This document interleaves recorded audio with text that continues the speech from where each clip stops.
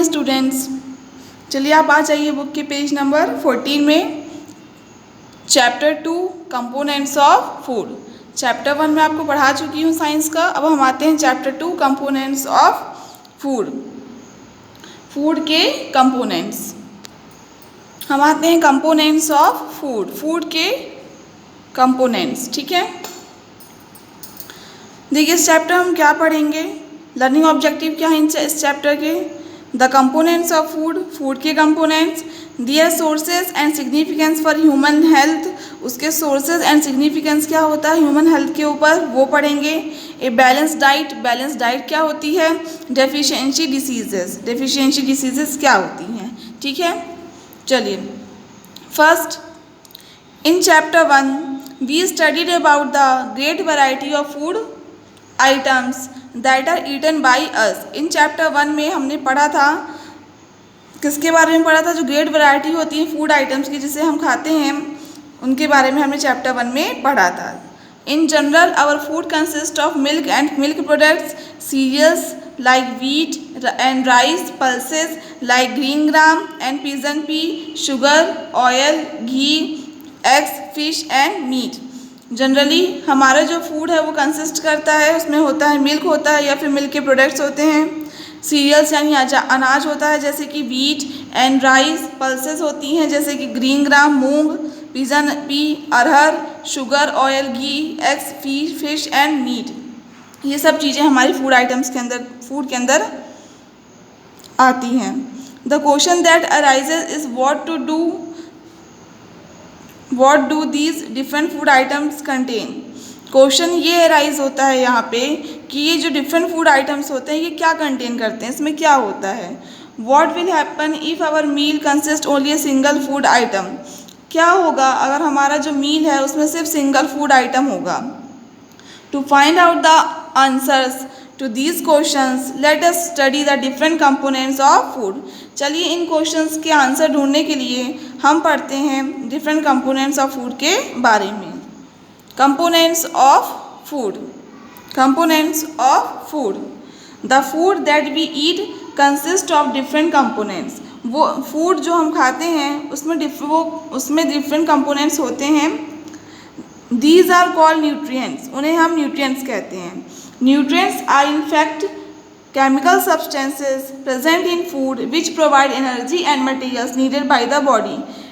Nutrients वो chemical substance होते हैं जो present होते हैं फूड में, जो हमें प्रोवाइड करते हैं एनर्जी एंड मटेरियल्स जो हमारी बॉडी के लिए ज़रूरी होते हैं। मतलब हमारी बॉडी के लिए जो न्यूट्रिएंट जो वो हमारी बॉडी के लिए एनर्जी एंड मटेरियल्स की ज़रूरत होती है और वो हमें कौन प्रोवाइड करवाते हैं, न्यूट्रिएंट्स। और न्यूट्रिएंट्स क्या होते हैं, केमिकल सब्सटेंस होते हैं जो प्रेजेंट होते हैं फूड में, जो प्रोवाइड करते हैं हमें energy and materials. 7 components are present in food. 7 components हैं जो फूड में प्रेजेंट रहते हैं। These are carbohydrates, proteins, fats, vitamins, minerals, fibre and water. ये 7 कंपोनेंट्स हैं जो फूड में प्रेजेंट रहते हैं। वो कौन कौन से हैं कंपोनेंट्स हैं, carbohydrates, proteins, fats, vitamins, minerals, fibre and water. Certain types of food contain only 1 nutrient. कुछ तरह के फूड होते हैं, कुछ फूड ऐसे भी होते हैं जिसमें सिर्फ एक न्यूट्रिएंट होता है। For example sugar, a carbohydrate, sugar उसमें सिर्फ एक कार्बोहाइड्रेट बस होता है। Other types of food may be rich in one particular nutrient but may contain other nutrients as well। Other types of food जो होते हैं वो रिच होते हैं एक पर्टिकुलर न्यूट्रिएंट में, लेकिन और दूसरे न्यूट्रिएंट्स भी उसमें होते हैं। For example meat is a rich source of proteins but is also contains fats, vitamins and minerals. For example जो मीट होता है वो रिच सोर्स होता है प्रोटीन्स का, लेकिन उसमें फैट्स भी होते हैं, विटामिन्स भी होते हैं, मिनरल्स भी होते हैं, ठीक है। मीन्स इसमें आपको क्या दिया गया है कंपोनेंट्स ऑफ फूड में, ये बताया गया है कि कंपोनेंट्स ऑफ फूड में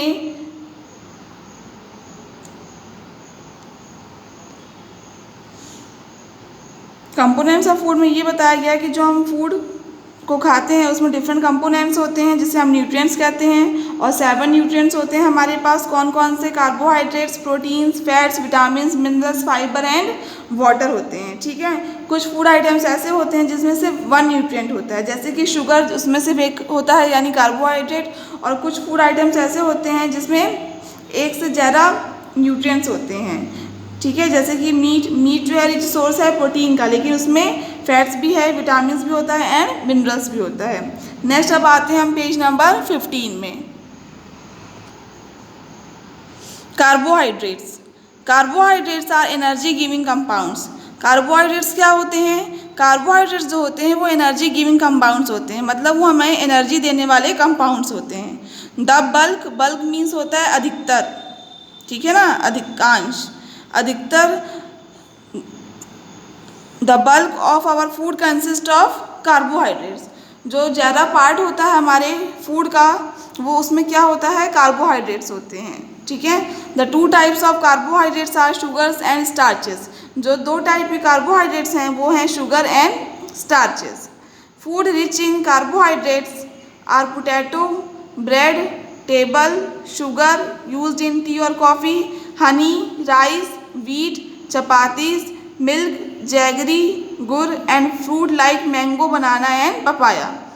फूड जो रिच होते हैं कार्बोहाइड्रेट्स में वो कौन कौन से हैं? पोटैटो है, ब्रेड है, टेबल शुगर है, यूज्ड इन टी और कॉफ़ी, जो टी और कॉफ़ी में यूज्ड होती है, हनी है, राइस है, वीट है, चपातीस है, मिल्क है, जैगरी यानी गुड़ है, एंड फ्रूट होते हैं जैसे कि मैंगो, बनाना है, पपाया। ठीक है, तो कार्बोहाइड्रेट्स क्या होते हैं? कार्बोहाइड्रेट्स जो हैं वो एनर्जी गिविंग कंपाउंड्स होते हैं, और ज़्यादातर हिस्सा जो होता है हमारे फूड का, भोजन का, उसमें कार्बोहाइड्रेट्स होते हैं। ठीक, कार्बोहाइड्रेट्स 2 टाइप्स के होते हैं, शुगर एंड स्टार्चेस। फूड जो रिच होते हैं कार्बोहाइड्रेट्स में वो कौन कौन से हैं? Potato, bread, table, sugar, Honey, rice, wheat, milk, jaggery and fruit like mango, banana and papaya. ये सब फूड होते हैं जो रिच होते हैं कार्बोहाइड्रेट्स में। ये देखिए इनकी पिक्चर्स बनी है, honey, bread, papaya, milk, paneer, potatoes, banana, ये फूड हैं जो रिच होते हैं कार्बोहाइड्रेट्स में। अब हम आते हैं activity 2.1 experiment. Aim to a test for the presence of starch in a food item. Aim क्या है कि हम टेस्ट करेंगे, किसका टेस्ट करेंगे? कि प्रेजेंस ऑफ स्टार्च का इन फूड आइटम है, क्योंकि फूड आइटम में स्टार्च प्रेजेंट होता है कि नहीं उसका हम टेस्ट करेंगे। ठीक है, मटेरियल्स रिक्वायर्ड, कौन कौन से मटेरियल्स की हमें ज़रूरत है? Food item to be tested, food item की जिसे हम टेस्ट करेंगे। स्लाइस ऑफ ब्रेड लेंगे या फिर पोटैटो लेंगे। डाइल्यूट करेंगे, डाइल्यूट आयोडीन सॉल्यूशन लेंगे। एक स्मॉल डिश लेंगे, एक ड्रॉपर लेंगे। Procedure, take a small quantity of the food item, small quantity लेंगे हम फूड आइटम की। स्लाइस ऑफ पोटैटो लेंगे या फिर ब्रेड लेंगे एक स्मॉल डिश में। Put 2-3 drops of dilute iodine solution on the food item, 2-3 drops जो होंगी डाइल्यूट आयोडीन सॉल्यूशन की उस स्लाइस ऑफ पोटैटो या ब्रेड के ऊपर डालेंगे। ऑब्जर्वेशन, क्या ऑब्जर्व करेंगे? Observe what happens to the food item, is there any colour change. Observe करेंगे हम फूड आइटम को कि उसमें क्या हो रहा है, क्या वहाँ पे कोई कलर चेंज है। You will see that a blue black color develops when the iodine solution is applied. आप ऑब्जर्व करेंगे कि एक ब्लू ब्लैक कलर जो है डेवलप हो जाएगा, कब? जब हम आयोडीन सॉल्यूशन को अप्लाई करेंगे फूड आइटम में। इन्फ्रेंस, इन्फ्रेंस मीन्स होता है कंक्लूजन, रिजल्ट। ठीक है, the development of a blue black colour indicates the presence of starch. जो ब्लू ब्लैक कलर का डेवलपमेंट हो रहा है वो ये बता रहा है हमें कि उसमें स्टार्च है। किसमें स्टार्च है? उस फूड आइटम में। ठीक है, how to prepare iodine solution, आप आयोडीन का सॉल्यूशन कैसे प्रिपेयर करेंगे देखते हैं। Take a test tube and half fill it with water, एक टेस्ट ट्यूब लीजिएगा, उसको हाफ वाटर से फिल करिएगा। Add a few drops of tincture iodine solution, कुछ ड्रॉप्स आप टिंचर आयोडीन सॉल्यूशन की उसमें डालिएगा। अब टिंचर आयोडीन सॉल्यूशन क्या होता है? वो सॉल्यूशन होता है जो आपको घर में फर्स्ट एड बॉक्स में मिलता है। ठीक है, फिर तो the iodine solution is ready for use, तो आपको आयोडीन सॉल्यूशन मिल जाएगा जो रेडी होगा यूज़ के लिए। ठीक, तो इस एक्सपेरिमेंट में क्या करना है आपको? एक फूड आइटम लेना है, जैसे कि ब्रेड का एक स्लाइस ले लीजिएगा या फिर पोटैटो का एक स्लाइस ले लीजिएगा। ठीक, उस फूड आइटम की स्लाइस के ऊपर, ठीक है, क्या करेंगे आप? कुछ बूंदें डालेंगे डाइल्यूट आयोडीन सॉल्यूशन की, उसके बाद आप ऑब्जर्व करेंगे कि एक ब्लू ब्लैक कलर जो है डेवलप हो जाएगा जब आयोडीन सॉल्यूशन उस फूड आइटम के ऊपर अप्लाइड किया जाएगा। ठीक है, तो इससे हमें क्या पता चलता है, ब्लू ब्लैक कलर के आने से हमें ये पता चलता है कि उस फूड आइटम में स्टार्च प्रेजेंट है। ओके, अब हम आते हैं नेक्स्ट पेज नंबर 16 में। पहले हम कुछ यहाँ पॉइंट देख लेते हैं, फिर 16 पेज नंबर में जाएंगे। Do you know processed foods like jams, jellies, pizzas, burgers, candies and chocolates are rich in carbohydrates. क्या आपको पता है जो प्रोसेस्ड फूड्स होते हैं जैसे कि jam, jellies, pizza, burger, candies and chocolates वो रिच होते हैं कार्बोहाइड्रेट से, मतलब उनमें कार्बोहाइड्रेट्स की मात्रा बहुत ज़्यादा होती है। Table sugar, milk, honey, candies and chocolate contain sugars. Table sugar होती है, milk, honey, candies and chocolate जो होती हैं इसमें शुगर होती है। White bread, rice, potatoes and maize are rich in starches. Wheat, bread, rice, potatoes and maize are rich in starches. Wheat यानी गेहूँ, ब्रेड, राइस, पोटैटोज एंड मेज वो रिच होते हैं स्टार्चेज में, मतलब उसमें स्टार्चेज की क्वांटिटी बहुत ज़्यादा होती है। अब हम आते हैं नेक्स्ट पेज नंबर 16 में। पेज नंबर 16 टॉपिक है fats. Fats are also energy giving compounds. Fats क्या होते हैं, एनर्जी गिविंग कंपाउंड्स होते हैं, मतलब वो कंपाउंड होते हैं जो हमें एनर्जी देते हैं। ठीक है, but they give much more energy than carbohydrates. लेकिन जो फैट हैं अगर उन्हें हम कार्बोहाइड्रेट से कंपेयर करें तो वो कार्बोहाइड्रेट्स के कंपैरिजन में हमें काफ़ी ज़्यादा एनर्जी देते हैं। मतलब कार्बोहाइड्रेट्स भी हमें एनर्जी देते हैं और फैट्स भी एनर्जी देते हैं, लेकिन फैट्स कार्बोहाइड्रेट्स के कंपैरिजन में काफ़ी ज़्यादा एनर्जी देते हैं।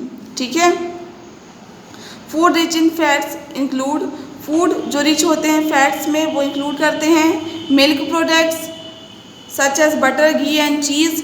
मिल्क प्रोडक्ट्स होते हैं जैसे कि बटर, घी एंड चीज़। और एनिमल फैट्स, चीज़ क्या होता है, नेक्स्ट है आपका meat, animal fat, vegetable oil such as groundnut oil and coconut oil, dry fruits like cashew nut and almond. मतलब वेजिटेबल ऑयल होते हैं जैसे groundnut oil, coconut oil, dry fruits like cashew nut and almond. इसमें सबसे ज़्यादा fats पाए जाते हैं। तो वो फूड आइटम्स जिसमें फैट बहुत ज़्यादा होता है वो कौन कौन से हैं, मिल्क प्रोडक्ट्स हैं जैसे कि butter, ghee and cheese, meat है, वेजिटेबल ऑयल्स होते हैं, ड्राई फ्रूट्स होते हैं। ठीक है, ये देखिए पिक्चर्स बनी है यहाँ पे सबकी, ये coconut oil, groundnut, cashew nuts, plant sources हैं, ये सारे एनिमल सोर्सेज हैं, butter, cream, milk, eggs, fish, meat. Okay, अब आते हैं हम नेक्स्ट एक्टिविटी 2.2 में। Aim to test for presence of fat in a food. हम ये टेस्ट परफॉर्म कर रहे हैं, क्यों कर रहे हैं, ताकि हम ये जान सकें कि प्रेजेंस फैट मतलब फूड आइटम में फैट प्रेजेंट है कि नहीं। मटेरियल्स रिक्वायर्ड, कौन कौन से मटेरियल्स की ज़रूरत होती है, a small amount of food item, एक स्मॉल अमाउंट में फूड आइटम की ज़रूरत होती है जैसे बटर या फिर a drop of oil, a piece of white paper, एक पीस चाहिए हमें वाइट पेपर का। ठीक है, प्रोसीजर यानी मेथड क्या है उसका देखिए, rub a small amount of butter और put a drop of oil on a piece of white paper. Rub करेंगे एक स्मॉल अमाउंट ऑफ बटर की या पुट करेंगे हम एक ऑयल ड्रॉप को एक पीस ऑफ वाइट पेपर में। Allow the paper to dry for some time, कुछ देर पेपर को सूखने के लिए यानी ड्राई होने के लिए रख देंगे। ऑब्जर्वेशन, हम क्या ऑब्जर्व करेंगे, now observe the paper in front of a source of light. अब आप उस पेपर को एक सोर्स ऑफ लाइट के सामने ऑब्जर्व करिए। देखिए बगल में दिया हुआ है, ये पेपर है, उसको एक सोर्स ऑफ लाइट के सामने ऑब्जर्व कर रहे हैं। ठीक है, the portion of the paper with the food item becomes oily and translucent. जो पोर्शन होगा पेपर का फूड आइटम के साथ जिसमें हमने वो ऑयल या फिर बटर लगाया होगा वो ऑयली हो जाएगा एंड ट्रांसलूसेंट हो जाएगा। ट्रांसलूसेंट का मतलब ये होता है कि उससे कुछ रेज पास होंगी लेकिन क्लियरली हम देख नहीं पाएंगे सब्सटेंस के आर पार। ठीक है, नेक्स्ट है इन्फ्रेंस यानी conclusion, fat is present. Conclusion ये है कि फैट जो है उसमें प्रेजेंट है।